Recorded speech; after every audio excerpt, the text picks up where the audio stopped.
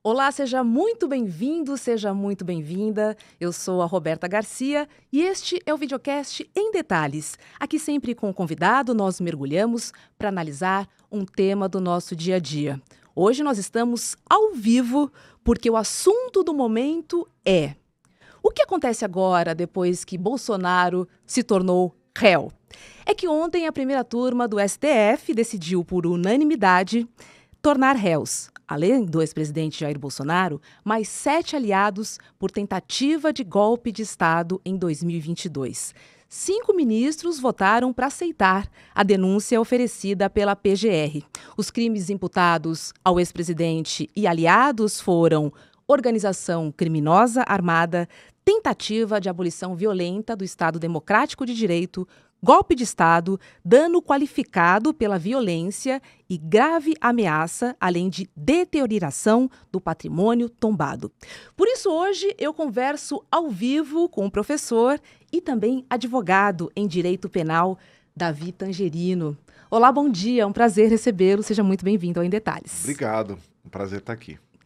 Davi, considerando a aceitação, da denúncia pelo STF, quais são os possíveis desdobramentos legais para Jair Bolsonaro? Ele corre o risco de ser preso antes mesmo do fim da ação penal? Vamos lá.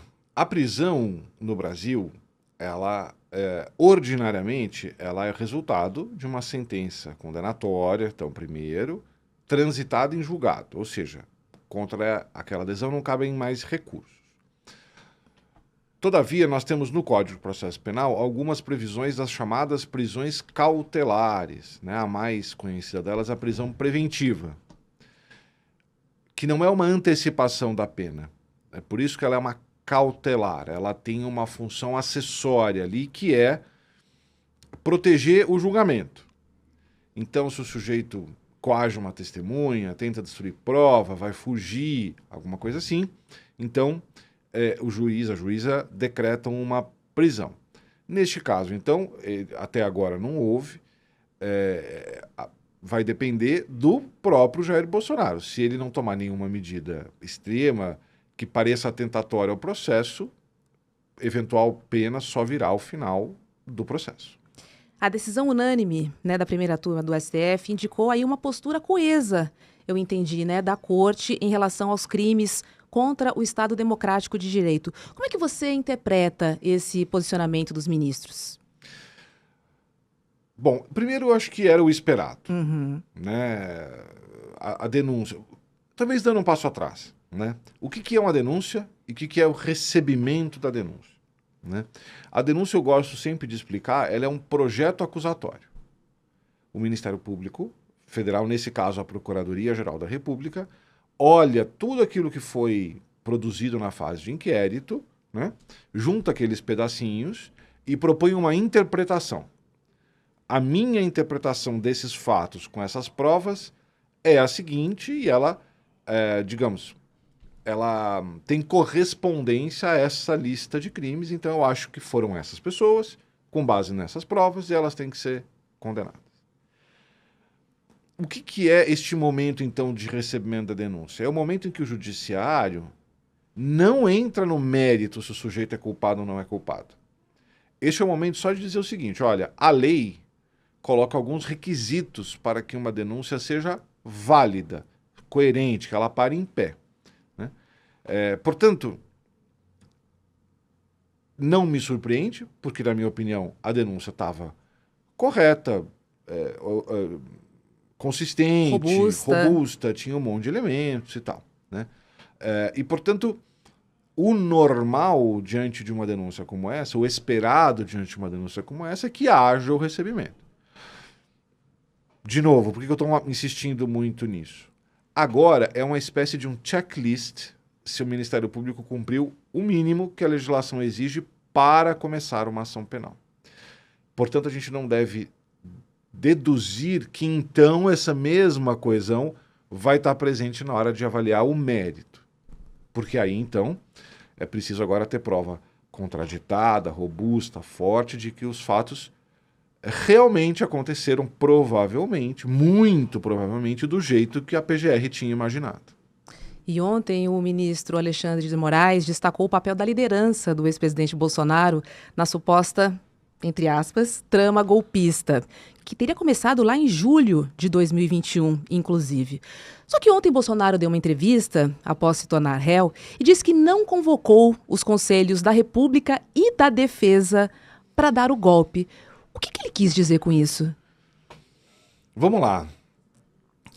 Existe todo, então, um horizonte de envelopar o que aconteceu como um exercício de garantias, de previsões constitucionais.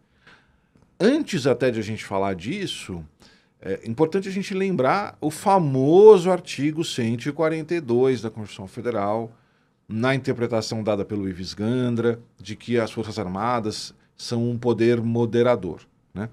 Então, toda esta turma sempre quis dar um certo verniz constitucional para o que eles estavam fazendo. Então, do que está falando Jair Bolsonaro nesta fala, né? Existe a previsão tanto do estado de sítio como do estado de defesa na Constituição. E para momentos extremos, né, em que é preciso, então, centralizar um pouco mais de poder na mão do Executivo. Guerra, uma calamidade, imagina que o que aconteceu no Rio Grande do Sul fosse generalizado no país, né?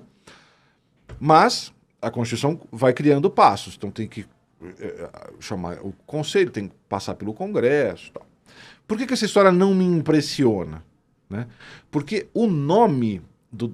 É curioso isso. As pessoas estão prestando muita atenção no nome que foi dado para o documento, Estado de Defesa. Uhum. Eu convido as pessoas a olharem um pouco o conteúdo, né? Porque ali previa uma junta provisória. Isso não está previsto na Constituição, nem no estado de sítio, nem no estado de defesa. A destituição de ministro do Tribunal Superior Eleitoral, o que também não está contido nem na previsão do estado de defesa, nem do estado de sítio, né? Então, eu acho que é uma cortina de fumaça para que nós olhemos para o nome do documento como se aquilo fosse seguir os passos constitucionais. Eu acho que a maneira correta de olhar para esse documento é para o seu conteúdo. E ele é incompatível, tanto com o estado de defesa como com o estado de sítio. Quero falar mais sobre o julgamento e para entender com você, aproveitar a sua presença aqui, para entender como é que você avalia a estratégia da defesa de Bolsonaro e dos outros 7 réus, especialmente em relação aos pedidos negados pelo STF. Se algo te surpreendeu nessas defesas e agora, pensando já na ação penal, talvez seja importante mudar essa estratégia, entendendo que os pedidos foram negados? Veja, sim e não, né? Só faz sentido pedir para um juiz ou uma juíza aquilo que, naquele momento processual, ele ou ela podem dar. Vale dizer, já pedir uma absolvição agora não seria... Em que pese até ser possível a tal da absolvição sumária, mas ela é mais rara e, assim, os elementos contraditórios da acusação têm que ser retumbantes. Não era o caso aqui, né? Então, o que se argui mais nesse momento processual? As tais preliminares, que são questões que, se resolvidas como a defesa está pedindo, isso não leva a uma absolvição, mas isso, de alguma forma, interrompe o julgamento, tá? Então, pleno, turma, se era no Supremo, se era em primeira instância, né, todas essas questões. Não tem nada surpreendente, né, inusitado, né? Existe um tema ali que eu acho muito importante, eu acho preocupante, que é o tema do acesso às provas, né? A integralidade, né? A integralidade. Porque o que o Supremo decide? Olha, tudo que está já documentado está acessível para todo mundo. Maravilha. O que não está documentado? Bom, eu não conheço os detalhes do caso, mas o advogado de Braga Neto diz: eu não tive acesso ainda ao que estava dentro do celular do meu cliente, né? E este é um ponto muito importante, porque, como eu disse, a denúncia junta os fragmentos de realidade que ela tem, né? Porque a verdade com V maiúsculo, aquele narrador oculto das séries de televisão, em que a gente vê o que de fato aconteceu, né? Nós nunca vamos ter no processo penal. A gente vai ter sempre uma verdade possível, processual. Por isso que eu estou insistindo em fragmentos. Perfeito. Né? O que diz o advogado Braga Neto? Ele até usou a expressão, a acusação pode pensar os seus melhores momentos, a defesa não. Né? E ele tem razão. Porque se ele pega o celular, e veja, o celular hoje é o nosso centro de vida, tá tudo ali. Né? É conversa, banco, saúde, foto, tudo. Né? Por onde a gente passou, tá tudo ali. Né? Ele poderia, desde logo, oferecer outros fragmentos para contraditar a hipótese acusatória. Né? Tá bom. Agora não precisa disso. Mas precisa quando? Porque qual que é o próximo passo? O próximo passo é começar a ouvir testemunha de acusação. Ora, eu preciso dessas provas para caso eu tenha alguma coisa ali que contradiga, que contraponha o que aquela testemunha de acusação está dizendo. Né? Então, talvez para facilitar, a pergunta é: por que não se esperou toda a prova estar produzida para aí, então, se elaborar uma denúncia? Porque, olha, se está tudo sobre a mesa, aumenta a chance de a Procuradoria-Geral da República acertar no seu projeto acusatório. E aumenta a possibilidade de a defesa se opor àquela proposta. Então, este é um tema preocupante que eu acho que o Supremo, honestamente, andou mal, tá? Você acredita que agora, então, as defesas terão acesso à integralidade dos materiais encontrados, né, nos celulares, nos computadores? É o próximo passo, teoricamente, agora ou não? Então, deveria ser. Né? O que o Supremo diz é: a defesa terá acesso, mas não disse quando, ou até quando. Né? Então, cenas dos próximos capítulos.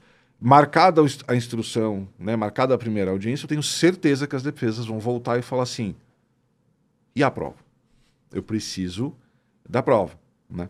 Porque tem esse jogo linguístico. O que está documentado está disponível.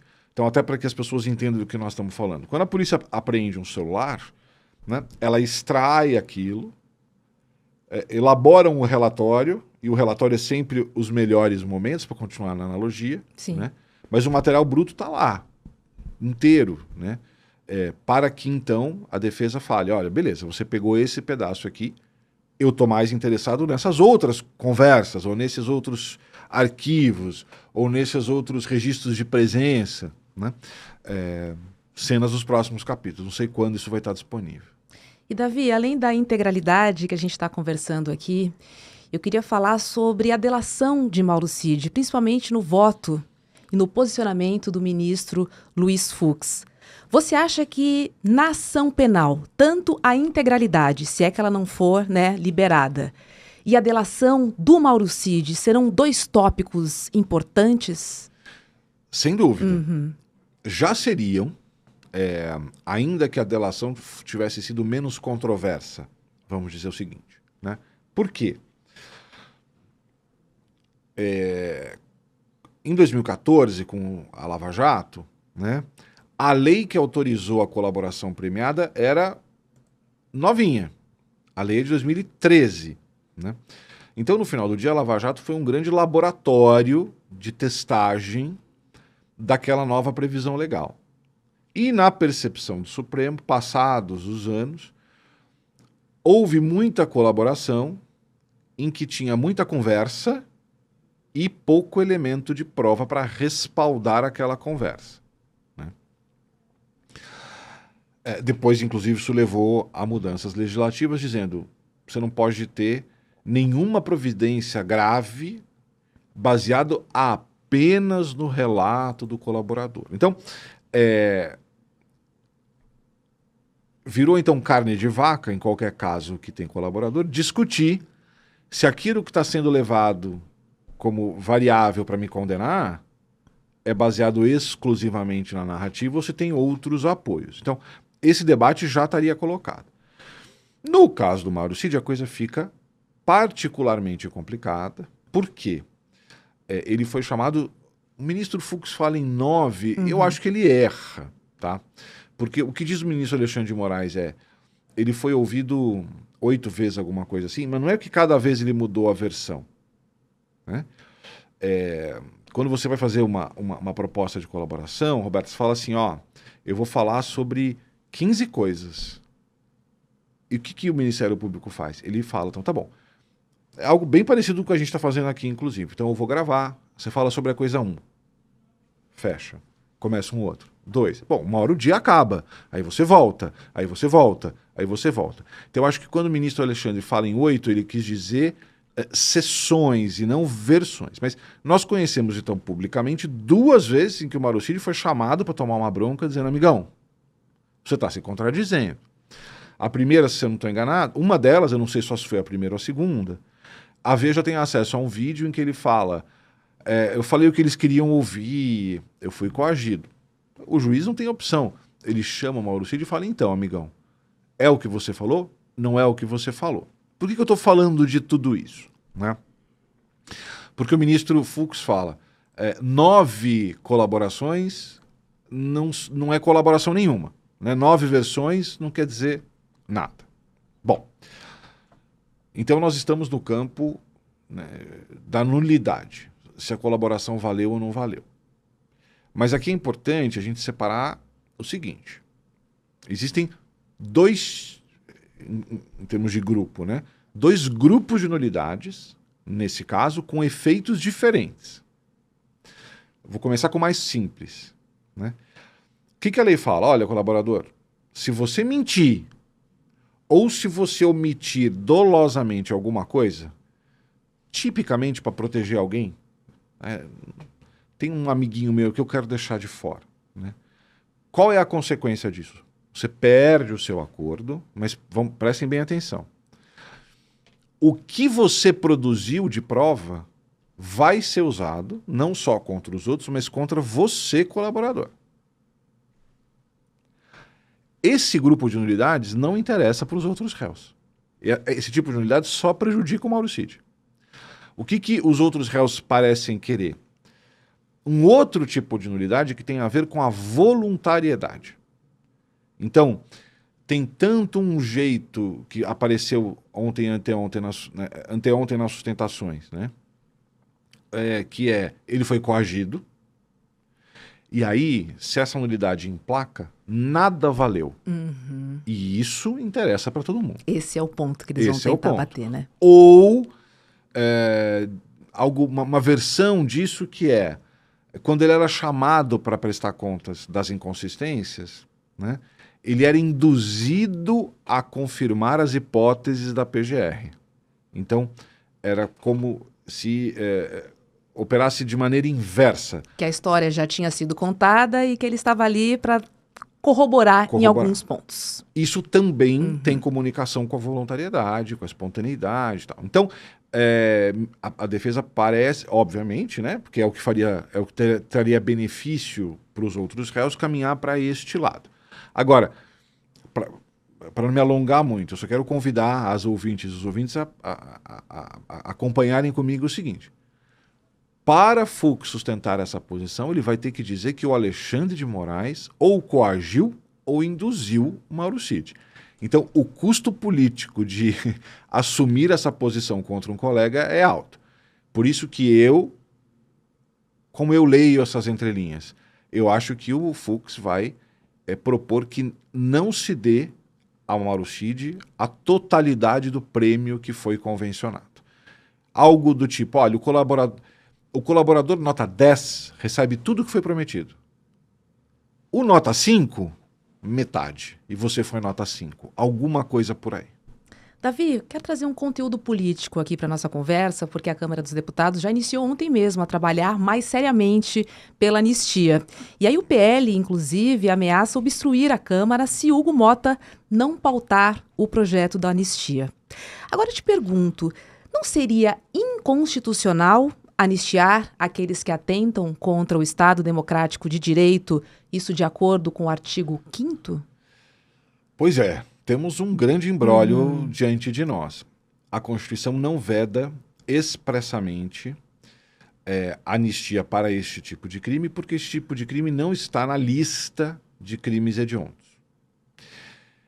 E também a Constituição não parametriza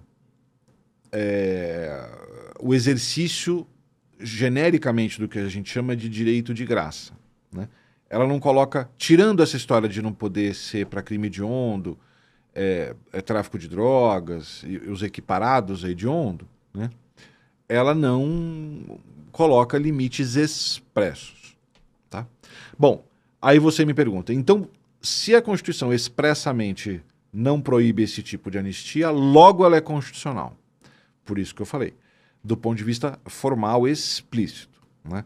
Porque o Supremo poderá chegar à conclusão de que é inconstitucional, não pela literalidade do que está posto, mas a partir de princípios constitucionais. Por exemplo, a separação de poderes, né? Agora, o custo argumentativo de comunicação social desse tipo de fundamentação é muito alto, porque isso vai facilmente ser interpretado como um puxadinho, um arranjo, uma sopa de palavras bonitas jurídicas para justificar um ponto de chegada, né? Então, se nós vivêssemos tempos de normalidade institucional, o mais prudente seria a Câmara sequer cogitar de levar esse projeto adiante, porque eles sabem, certos como a luz do sol, que isso vai parar no Supremo, e o Supremo vai declarar inconstitucional, e aí nós vivemos essa retroalimentação infinita da crise. Davi, para a gente fechar, qual é a sua expectativa em relação à dosimetria, considerando um ex-presidente da República e militares de alta patente? Assim que o primeiro réu do 8 de janeiro foi julgado, o Aécio Almoxarife da Sabesp, né, no meu podcast, inclusive, eu dediquei um episódio para recalcular a pena do modo que eu entendia mais adequado. E onde Alexandre de Moraes achou 17 anos, eu achei entre 4 e 5. Uhum. Né? E eu estou convicto disso pelos critérios objetivos, mas eu queria puxar a conversa aqui pelo ângulo, um outro ângulo agora. Por que será que Fux resolveu, bem no caso da moça do batom, depois de condenados centenas de réus, querer mudar a pena, né? A minha intuição é porque este caso do Bolsonaro finalmente se concretizou, existiu, veio para o gabinete, e aí um virou para a cara do outro e falou, e agora? Porque por mais que a gente force o número vai dar lá perto de 30 anos. Como é que eu vou justificar para a população que o Bolsonaro, no máximo, pegou o dobro da pena da moça do batom? Que não é a moça do batom, simplesmente. Mas né? Tudo bem, por mais. Não é só a moça do batom. O que ela fez foi grave. Agora, me parece que então, se condenado e os fatos forem aqueles, nós vamos ter que combinar que não é só 2 vezes mais grave do que fez a moça do batom. A pena tinha que ser de 65, 80, 115 anos, um número que guardasse proporcionalidade com o que foi feito. Então, o que eu acho? Né? O ministro Fux vai tentar levar ao tribunal para diminuir as penas daqueles que estavam na linha de frente do 8 de janeiro, para que esse número de 28, 30 anos, aos olhos da população, fale, ok, 5 para o Aécio, 30 para o Bolsonaro, 6 vezes mais, ok. Né? Esse número, essa proporção é digerível, tá? Mas eu estimaria que esse número vai ser ali na casa dos 30 anos, próximos de 30 anos. O fato é que estaremos todos, né, com os olhos e ouvidos ligados no STF, acompanhando os próximos capítulos dessa ação penal, que, em princípio, está prevista para terminar ainda em 2025, até para não contaminar o pleito de 2026. Correto. Professor Davi Tangerino, muito obrigada. Foi um prazer conversar com você ao vivo aqui no Em Detalhes. Eu que agradeço. Deixa eu trazer o último recado, porque faltam só 3 dias para você descobrir a diferença entre o comum e o extraordinário no programa de formação esportiva. É a PEC, que é a Psicologia do Esporte e Ciência da Superação. É que nós reunimos as maiores lendas do esporte para ensinar como você pode encontrar a sua melhor performance para se superar e superar principalmente os desafios do nosso dia a dia. Nesse programa inédito no Brasil, você vai ter aula com grandes atletas como Formiga, de quem sou muito fã, uma das maiores jogadoras da história do futebol feminino. Ela ajudou a seleção brasileira a conquistar medalhas olímpicas e a chegar a importantes finais. Então vem aprender com lendas do esporte como Formiga na nossa aula inaugural no dia 30 de março, às 8 horas da noite. E além de Formiga, tem Mark Allen, Joana Maranhão, Marco Schultz e a participação de Eduardo Moreira. Então corre, porque já são mais de 20 mil inscritos para assistir essa aula com as grandes feras do esporte. Mas você precisa garantir a sua vaga, hein? Vai lá em emdetalhesicl.com.br, emdetalhesicl.com.br. Essa aula vale ficar ali, ó, na primeira fila, tá bom? Eu espero por você. O Em Detalhes de hoje fica por aqui. Para você que nos acompanha pelo YouTube, agora é hora de ICL Mercado e Investimentos com Débora Maganha e Fábio Panúzio.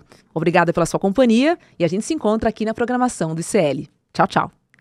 Quando eu tinha 20 anos de idade, eu treinava atletismo na Universidade da Califórnia em San Diego e logo antes de começar a temporada, eu assisti a palestra mais transformadora e incrível de toda a minha vida. Foi uma palestra com um ex-aluno da universidade, Mark Allen, simplesmente o melhor de todos os tempos no triatlo. O Mark Allen venceu 6 vezes o Ironman do Havaí. Ele deu uma palestra explicando a importância do momentum e do flow nas nossas vidas. A gente conseguiu entrar em contato com o Mark Allen e ele aceitou dar uma palestra para o ICL. A palestra vai acontecer dia 30 de março, às 8 horas da noite. Não perde essa chance de levar esses ensinamentos para a sua vida e para o seu esporte.